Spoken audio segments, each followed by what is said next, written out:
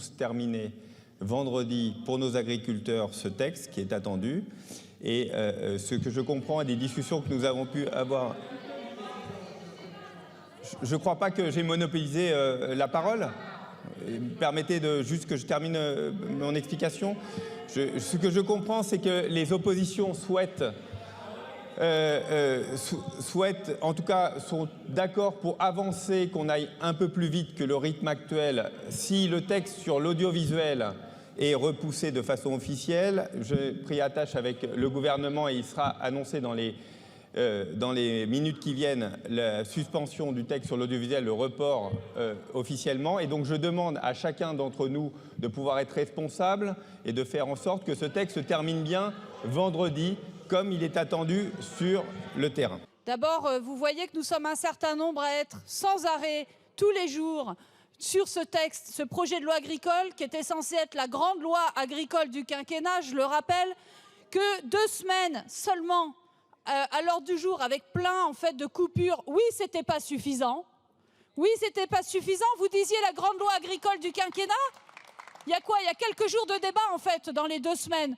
Donc c'est vous qui nous mettez dans cette situation. Merci, Madame Trouvé. Donc nous, on n'a pas de problème. Merci Madame Trouvé. Monsieur Tchaniz aussi pour un rappel au règlement sur quel fondement également? Merci Madame la Présidente. Sur le fondement de l'article 100 sur l'organisation de nos débats et pour répondre à Monsieur Maillard, nous avons nous aussi, comme Madame Genevard, dénoncé cette organisation à la fois sur le texte agricole, sur le texte fin de vie et surtout sur le texte audiovisuel public qui est encore une fois utilisé à marche forcée. On a même eu la rumeur de Rachida Dati qui disait que le PJLOA allait être suspendu pour faire passer le texte, qui est quand même assez déplorable parce qu'il s'agit, en plus de ce qu'a dit Madame Genevard, d'un texte essentiel pour l'audiovisuel public. Donc je remercie aussi Monsieur Maillard de nous avoir fait perdre 10 minutes à l'instant dans nos débats. Merci. Donc, pour un dernier rappel au règlement, Monsieur Delépino, sur quel fondement également? L'article 100, Madame la Présidente, et je m'adresse au collègue Maillard. On vous a pas tellement vu sur les bancs pour discuter de cette loi d'orientation agricole. Alors moi, très honnêtement, les leçons de l'ouvrier de la 25e heure, je m'en passe. Alors, on va pouvoir revenir aux amendements qui étaient en discussion commune. Oui, merci Madame la Présidente. Madame la députée Trouvé, vous êtes en train de décrire le processus démocratique européen. Alors, vous êtes ultra minoritaire sur la définition de la PAC, il faut que vous l'acceptiez. Et donc la PAC, elle est définie au niveau européen par une assemblée de gens qui sont élus comme vous et qui vont être élus prochainement, si j'ai tout bien compris le film. Et donc il faut que vous respectiez les procédures. C'est au niveau européen que se définissent les grandes lignes de la PAC et pas ailleurs. Et donc c'est vraiment franchement inopérant ce type d'amendement et c'est donc un avis défavorable. Je vous remercie. Madame Trouvé, vous avez la parole. Monsieur le ministre, je pense quand même que vous devez la vérité à chacune et chacun quand même. On est bien d'accord que la politique agricole commune, certes, il y a un cadre défini au niveau européen, mais qu'en fait, elle est, vous le savez, de plus en plus renationalisée. Et que donc, en fait, la France, comme tous les États membres, ont d'énormes marges de manœuvre sur la façon dont la PAC est décidée, les montants qu'on distribue suivant les aides, quelles aides on met en place, quelles conditions d'éligibilité des aides, vous le savez très bien. Et d'ailleurs, il y a beaucoup d'États membres qui font voter l'application nationale de la PAC par leurs assemblées nationales. Vous décidez de passer outre l'Assemblée nationale pour ne pas le mettre en débat et ne pas le faire décider par l'Assemblée nationale. C'est une chose. Deuxième chose, je suis inquiète, monsieur le rapporteur, quand vous dites que c'est hors sujet. Qu'on l'entende donc, la PAC serait hors sujet sur le renouvellement des générations agricoles, c'est ça? Je veux dire, les 9 milliards d'aides de la PAC par an et la façon dont la France décide de les verser, c'est hors sujet pour discuter d'installation, de renouvellement des générations agricoles? Non, alors là, franchement, les bras m'en tombent. Je vous remercie. Monsieur Dive, vous avez la parole. Merci Madame la Présidente. 2 remarques. La première, qu'est-ce que change la réforme de la PAC qui a été adoptée au Parlement européen? Dans le Code des relations entre le public et l'administration, une présomption de bonne foi de l'agriculteur contrôlé sur son exploitation ou son activité. J'ai envie de vous dire enfin, parce que depuis des années, le Rassemblement national est en première ligne aux côtés des exploitants pour dénoncer l'asphyxie normative qu'ils subissent chaque jour et qui les empêche de mener à bien leurs activités dans un contexte économique qui les étouffe. Hausse du coût des matières premières, taxation du GNR que le Rassemblement national a voulu supprimer, ce à quoi il faut ajouter des contrôles administratifs tatillons et des dérives procédurières inadmissibles. Dans ma circonscription de Gironde, nombreux sont les agriculteurs à me faire part de leur exaspération face à l'injustice de ces procédures et les difficultés qu'ils ont à se défendre. Cet article introduit en commission va donc dans le bon sens. Dans la mesure où nos exploitants agricoles ne sont pas entourés d'une armée de juristes et qu'ils font face à de nombreux règlements, directives, décrets, tracas normatifs, nous pensons qu'il est urgent de les protéger de l'administration et du contentieux, car ils sont déjà assez exposés à la concurrence déloyale des pays étrangers. C'est pourquoi nous avons déposé des amendements dans le but de garantir le droit à l'erreur pour les agriculteurs et vraiment simplifier et libérer les activités agricoles. Je vous remercie. Monsieur Léaumont pour la France Insoumise.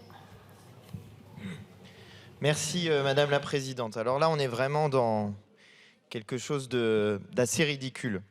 Parce que vous proposez d'introduire un article dans le Code des relations entre le public et l'administration qui dit la chose suivante. Lors d'un contrôle opéré dans une exploitation agricole, la bonne foi de l'exploitant est présumée. D'accord, mais vous proposez d'ajouter ça juste après un article qui dit la chose suivante.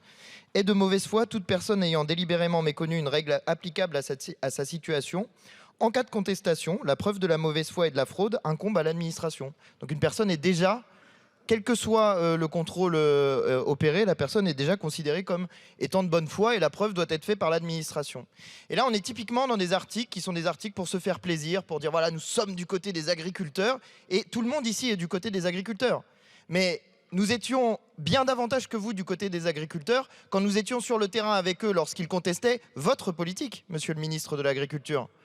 Donc, si vous voulez faire ce que les agriculteurs vous demandent, il aurait fallu, par exemple, adopter l'amendement précédent qui interdisait l'importation de produits qui entrent en contradiction avec des normes que les agriculteurs français doivent appliquer.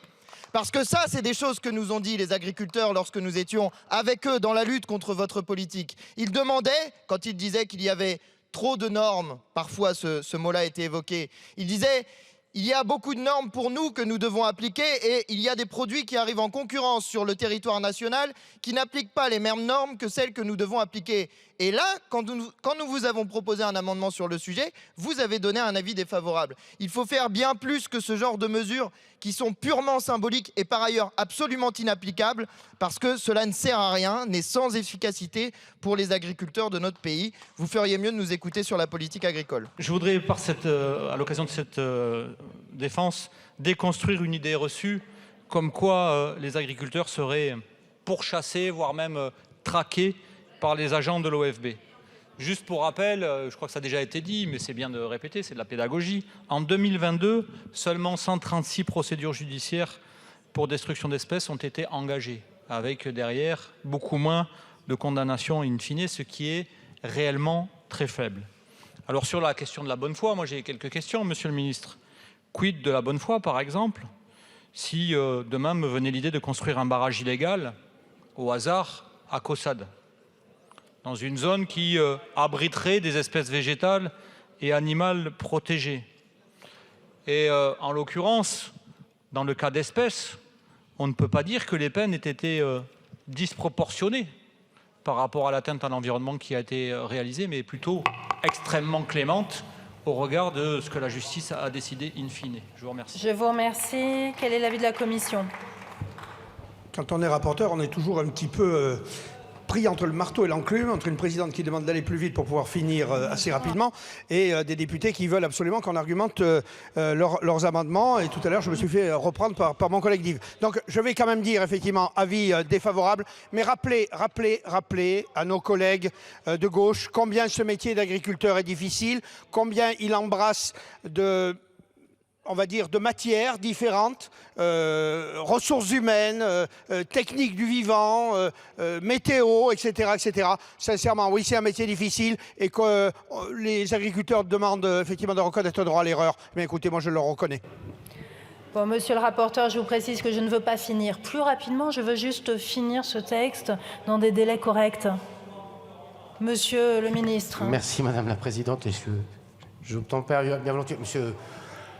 Monsieur Prudhomme, ça n'a rien à voir avec la choucroute, votre défense d'amendement. Là, c'est le droit à l'erreur et vous êtes en train de me parler d'une activité illégale. Alors, on peut toujours dire, tiens, j'ai mis une pelleteuse ici, c'était une erreur. Non, mais c'est pas... Vous décrivez un monde qui n'existe pas, monsieur Prudhomme. Donc, c'est un avis défavorable, mais... et par ailleurs, vous êtes toujours la main sur le cœur à dire que vous défendez les agriculteurs. J'aimerais bien, y compris que dans vos expressions sur un certain nombre de sujets, qu'on change de registre, parce que parfois, pas là. J'entends plutôt de la mise en accusation de la mise en accusation de telles pratiques, de tels éleveurs, de tels ceci et de tels cela, qui font beaucoup de mal aux agriculteurs au-delà du droit à l'erreur. Défavorable. Merci, monsieur le ministre. Monsieur Léaumont. Oui. Bon, monsieur le ministre, on a le droit de critiquer des modes d'agriculture avec lesquels nous ne sommes pas d'accord. Ça fait partie du droit des parlementaires que de dire tel mode d'agriculture. Et justement, quand nous réglementons les choses, nous essayons d'amener des agriculteurs à changer un certain nombre de pratiques. Et ça ne veut pas dire qu'on est contre les agriculteurs et qu'on n'est pas d'accord avec eux. Ça veut juste dire que nous disons qu'il y a des règles environnementales qui doivent être respectées parce que ces règles valent pour l'ensemble de la société et peuvent poser des problèmes à l'ensemble de la société et que donc il faut aller vers des modifications de ces règles.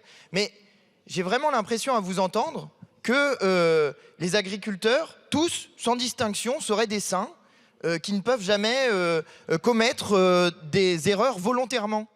C'est ça le sujet qui est posé. Là, vous partez du principe, ils disent toujours la vérité. Et par ailleurs, à l'endroit tel que c'est rédigé à l'heure actuelle, on parle au moment du contrôle. C'est-à-dire, si l'agriculteur vient et dit « Ah bah non, mais moi j'ai pas fait ça », la personne qui est en train de faire le contrôle est censée dire « Ah bah d'accord, vous êtes de bonne foi, je ne contrôle pas davantage ». C'est ça, tel que c'est rédigé à l'heure actuelle, c'est ça qui se passe. Je vous remercie. Je vais mettre aux voix cet amendement qui a reçu un double avis défavorable commission gouvernement.